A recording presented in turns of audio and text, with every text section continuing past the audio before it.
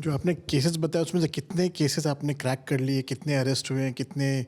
नहीं, अभी तक हमने इस साल अराउंड 180 के अराउंड अरेस्ट किए हैं, लेकिन इन केसेस की आपको एक क्रोनोलॉजी समझने की वो मतलब क्रोनोलॉजी तो नहीं, जो टेक्निकल इनका वो है, इसमें अलग अलग वर्टिकल हैं। This is going on like a proper organised industry, ये रैंडम नहीं है।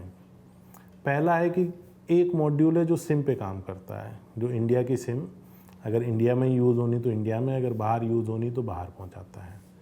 एक बहुत बड़ा मॉड्यूल है जो कि अकाउंट पे काम करता है। फिर तीसरा मॉड्यूल है जो आपको कांटेक्ट करेगा और जो आपसे चीटिंग करेगा, और एक चौथा आदमी है जो इन सब का बॉस है, जो पिक्चर में नहीं है।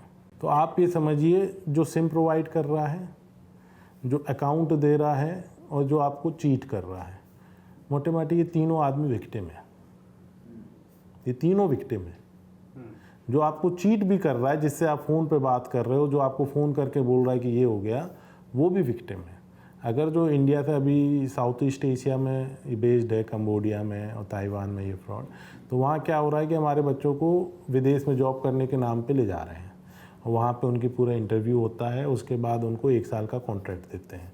कॉन्ट्रैक्ट के बाद उनको एक कैंपस में ले जाते हैं, वहीं रहना, वहीं खाना है।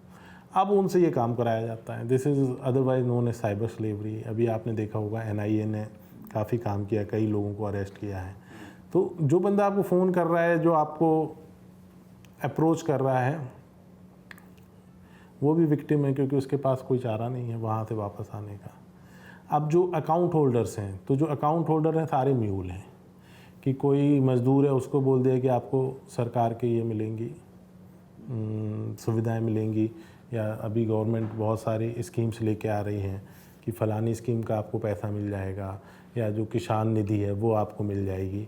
तो उसके अकाउंट खोलने के लिए उन्होंने उनका पैन कार्ड ले लिया, नहीं है तो बनवा दिया, उनका आधार कार्ड ले लिया, उनका अकाउंट खुलवा लिया, और उनको एक एड्रेस पे, रेंट एड्रेस पे बना के उसका एक करेंट अकाउंट खुलवा दिया, उसके नाम की फर्म बन गई।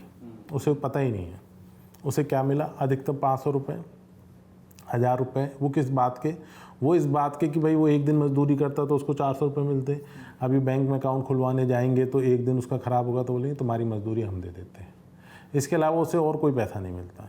अब इसके बाद के एजेंट आते हैं जो यंग लड़के हैं, जो उस एरिया के, कि उनको कुछ पैसे मिलते हैं, भाई आप ऐसे पोटेंशियल विक्टिम लेके आओ तो आपको 5000 रुपये मिलेंगे एक अकाउंट के।